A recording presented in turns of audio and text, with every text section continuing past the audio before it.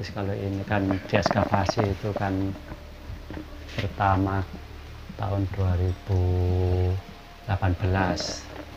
Pertama ya. Terus kedua tahun 2019. Terus ketiga tahun ini 2020. Kalau ini ya termasuk agak lama. Ya agak lama.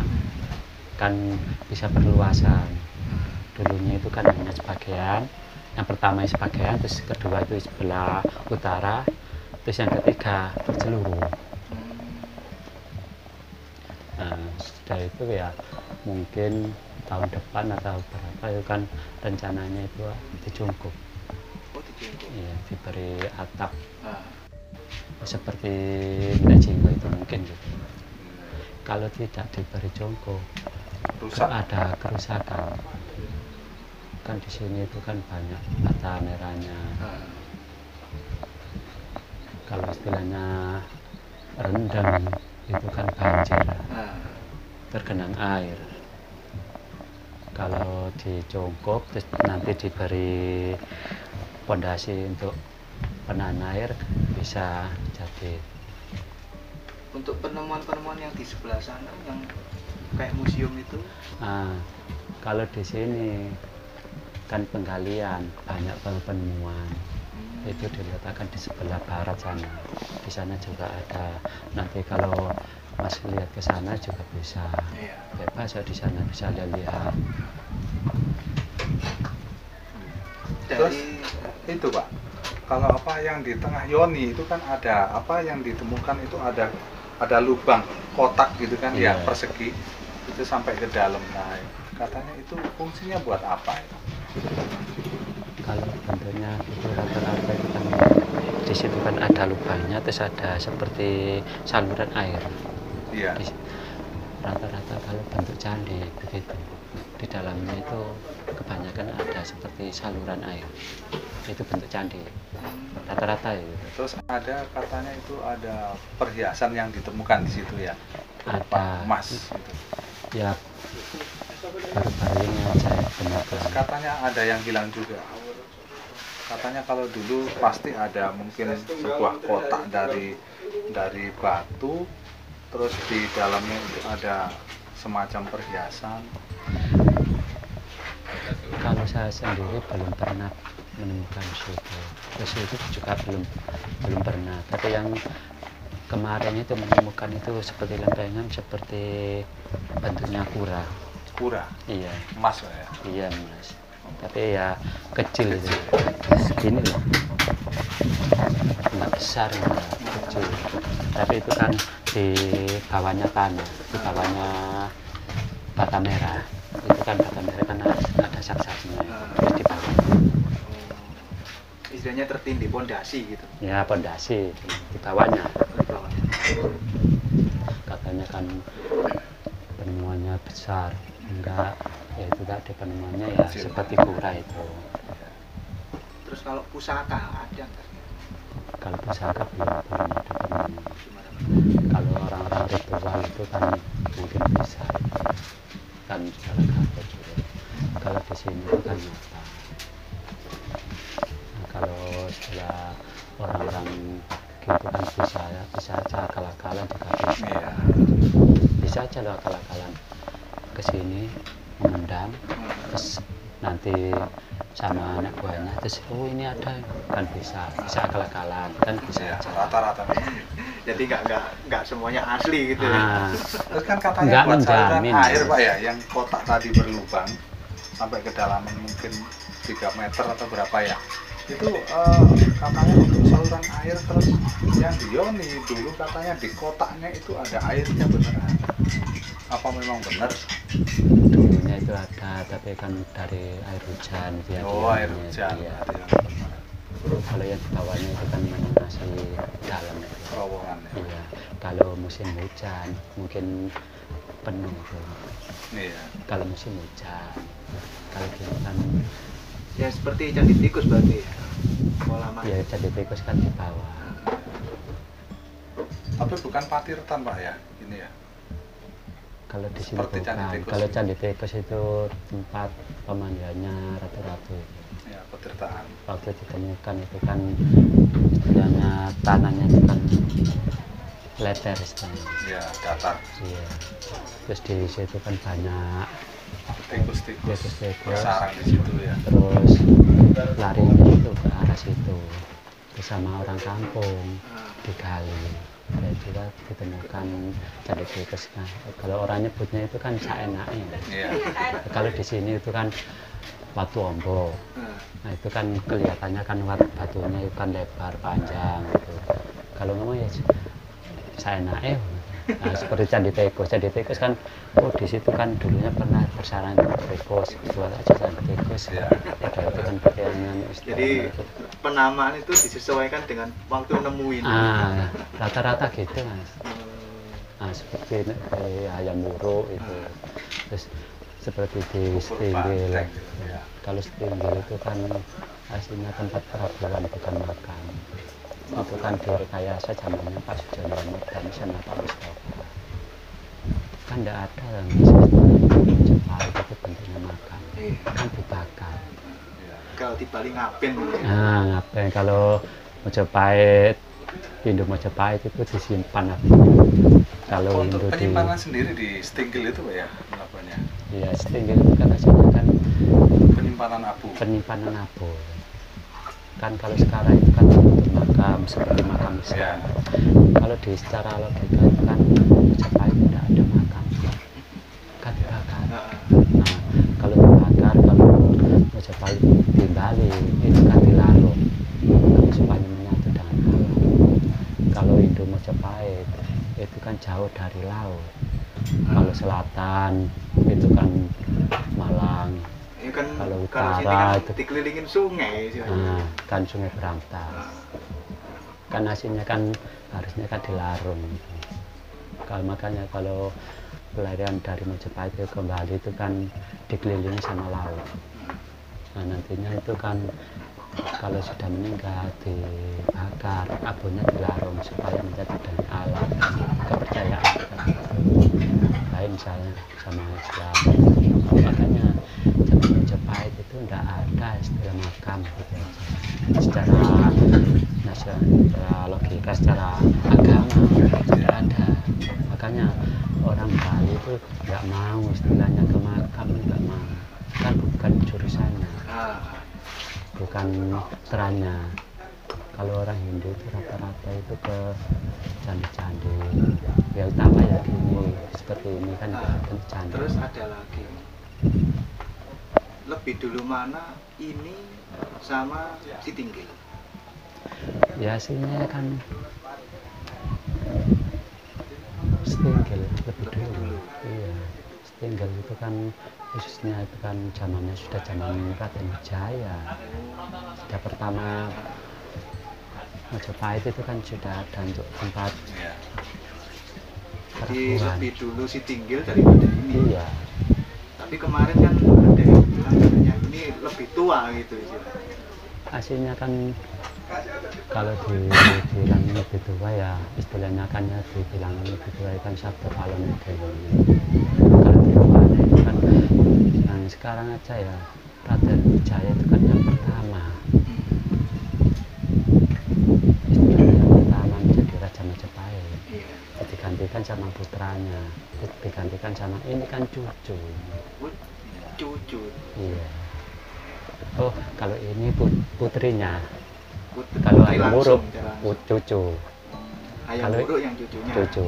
Kalau ini kan Tribuana itu kan dari Dewi Sita. Raden Wijaya itu kan mempunyai 5 istri. Iya. Terus yang mempunyai keturunan itu kan Parameswari sama Dewi Sita. Kalau Parameswari itu menurunkan Jayagara kalau Gemet.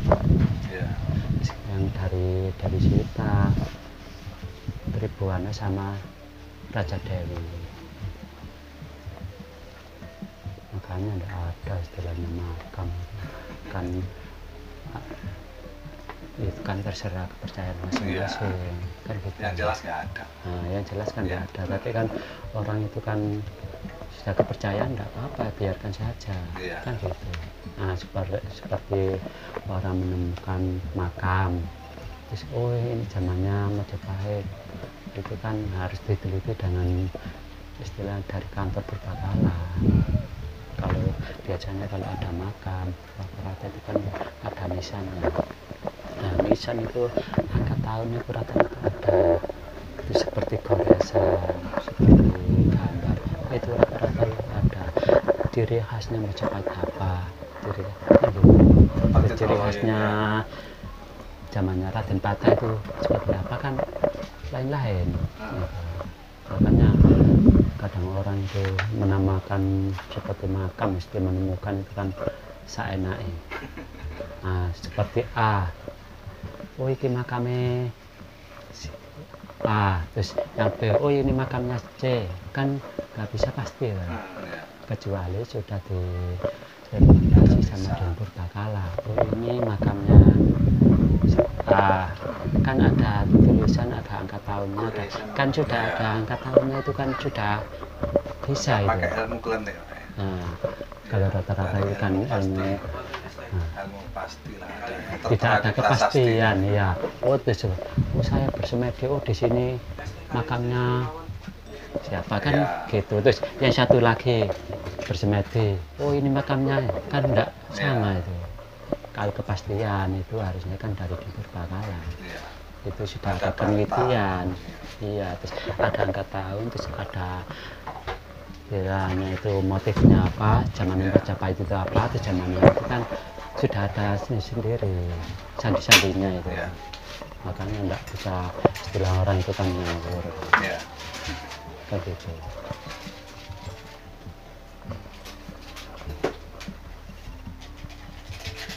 Jadi untuk Gajah Mada sendiri bukan dari Hayam Wuruk, tapi sudah dari Trigona Tunggadewi. Iya. Tapi Ya, kan terkenalnya waktu di zaman. Iya, memangnya itu kan terkenalnya kan Hayam Wuruk, itu kan istilah masa kejayaan. Hayam Wuruk itu kan masa kejayaan.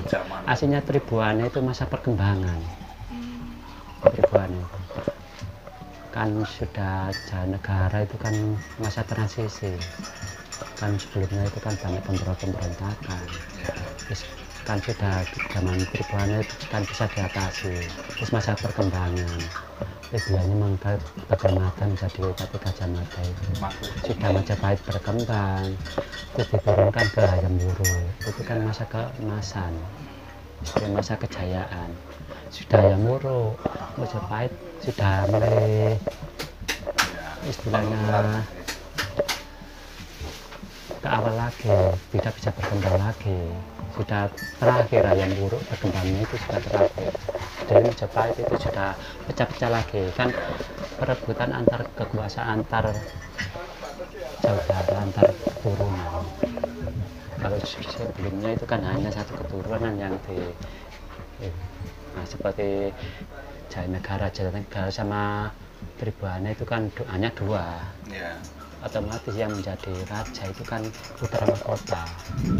Nah sudah itu kan sudah meninggal, itu kan digantikan sama adiknya, siapa lagi yang menggantikan. Nah sudah Hayam Wuruk itu kan sudah mempunyai keluarga keturunan kan.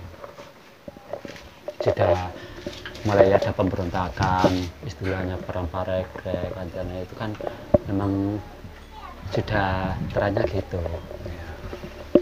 Satunya Iya. berbagi kekuasaan. Ya kerjaan itu kan ada berkembang, ada surutnya itu. Terus di sini itu yang pertama kali menjaga itu mbak saya. Oh, jadi turun temurun. Ya saya kan keturunan ketiga yang menjaga itu. Kalau dulunya orang kesini kan fanatik. Kalau dibilang yang Watombo, istilah orang dulu kan Watombo. Watombo itu nggak ada sirik, nggak ada musyrik. Kalau sekarang itu kan nggak bisa dibilang gitu. Kalau sekarang kan sejarah. Nah, kalau dibilang tidak melupakan sejarah masa lalu. kalau seperti Mas kesini terus dibilang sewa rumah kan nggak bisa itu. Kalau orang sejarah di sini, oh saya mau ke Watombo lihat-lihat apa dibilang gitu, kan nggak bisa. Tapi sama mbak saya itu kan bilangnya nggak masalah gitu aja, bilang gitu. Itu kan kesumur itu kan pribadi masing-masing kan. Sudah mbak terus bapak, sudah bapak ke saya di sini kan sebelum itu ya sudah ada rekomendasi dari pihak BPJP Pak ya? Saya PNS itu tahun 91 cabang. Saya lulus SMP 88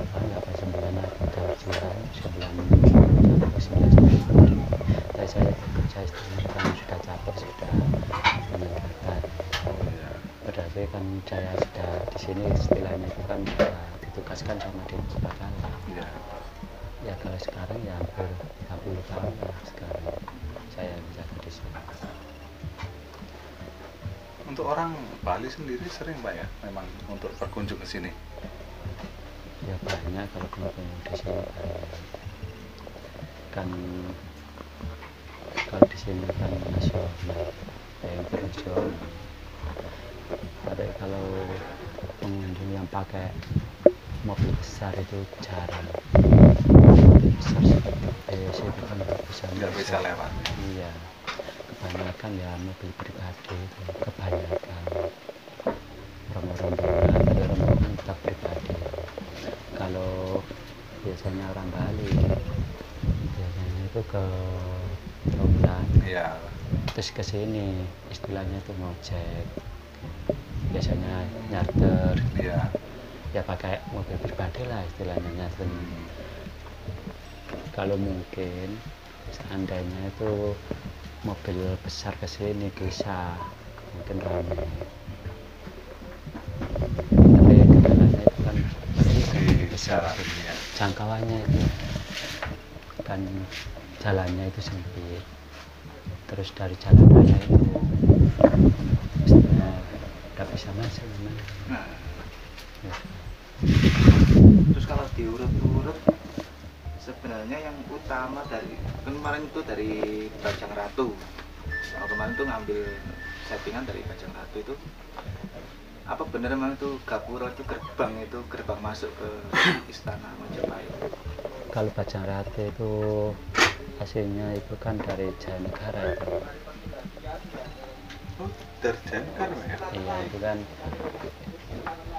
ya istilahnya kan cerita itu. Iya. Membuatkan Jayanegara. Makanya kalau orang situ itu kan kepercayaan. Kalau mau kawin istilahnya nikah jangan ke situ, kan gitu kepercayaan. Bajang itu kan istilah Bajang Ratu. Bajang itu kan Ratu Kerdil. Oh, Ratu Kerdil. Ya dimaksud Ratu Kerdil itu kan apa ya, wawasannya itu kurang, terus antara muka makanya ya itu tadi kan kepercayaan. Kalau seperti di Gandutekos itu kan kepercayaannya kan di situ ada airnya. Kalau orang ke situ biasanya ngambil air buat ke sawah supaya nggak dimakan tikus. Itu kan memang tradisi, istilah kepercayaan. Tapi banyak juga ya istilah kepercayaan itu kan kenyataan. Tapi kita sugesti. Nah, itu kan kepercayaan masing-masing. Tapi memang di sekitar itu dimakan tikus, terus dia mengambil air di situ. Kok nggak dimakan, itu kan kepercayaan. Yang penting itu kan usaha sih orangnya, bukan ikhtiar. Itu kan semua itu kan kepercayaan masing-masing. Nah seperti di sini itu istilahnya itu kan banyak pejabat yang kesini, terus ada yang berjodoh, itu kan lantaran aja. Semua itu kan dari atas ya. Kalau kita kan usaha, kalau orang itu kan usaha. Kalau orang sakit dibiarkan ya sakit. Kalau orang sakit usahanya kan ke dokter, terus pakai istilahnya obat kan gitu, itu kan ikhtiarnya gitu. Iya. Kalau orang sini itu kan pribadi masing-masing. Kalau saya sendiri kan, kalau orang sini mau apa itu kan terserah. Kayak gitu. Saya kan istilahnya enggak melarang urusan orang lain. Kalau sih ke sini kadang ya bilang, Mas, saya kesini itu masalah istilahnya gagal panen, terus istilahnya itu belum kawin, terus dia pangkat, kan gitu. Bisa. Itu kan terserah masing-masing. Itu kalau percaya, tapi kan di sini kan hanya lantaran. Kalau kita berdoa kan ya seperti kita akan makam. Masa kita minta ke makam? Kan enggak. Kita mendoakan. Nah, kalau di makam itu bisa saling mendoakan kan gitu. Seringnya kan gitu, salah paham gitu. Iya. Dikira kita minta yang Iya. si mati kita minta. Kalau orang istilahnya nang wali-wali bahasanya, itu kan mintanya kan bukan ke wali, itu kan mendoakan. Tapi kalau orang bilang lapor jalan nang kuburan, ya kan kita.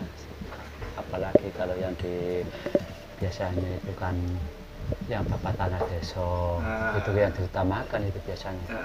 Terus orang bilang lapor jalan nang kuburan lah, itu kan kalau orang bilang. Terus yang ke makam, wah aku ndongak, lo kan bilangnya kan gitu. Iya. Tapi kan salah kaprah. Kan dibilang aja ya lo kok nang dia nang Allah lah ngoten. Tapi nggih Persepsi tiap orang. Sudah lain hasilnya. Makanya orang kesini itu, orang sini sendiri kan bebas, mau ya kan makan pokok itu terserah. Yang penting itu kan saling menghormati. Yang penting Kan gitu aja, saling menghormati antar kamu agama. Itu aja sudah tidak ada masalah. Kalau kesini bakal lupa atau sebagainya, ya itu tadi kan pribadi masing-masing. Seorang kampung, laporan tombol apa urusan dewi kan cara itu. Terus lek wong fanatik lapor nang tombol, gara ini itu urusan dewi. Yang penting itu saling menghormati antar pemeluk agama, gitu aja sudah tidak ada masalah sini. Utama loh itu, saling menghormati gitu. Kan Pancasila itu. Bhinneka Tunggal Ika. Nah, terus tidak ada istilahnya saling kan itu kan Bhinneka Tunggal Ika Nah. zamannya kita apa? Sutasoma. Zamannya gurung bentuk Indonesia kan.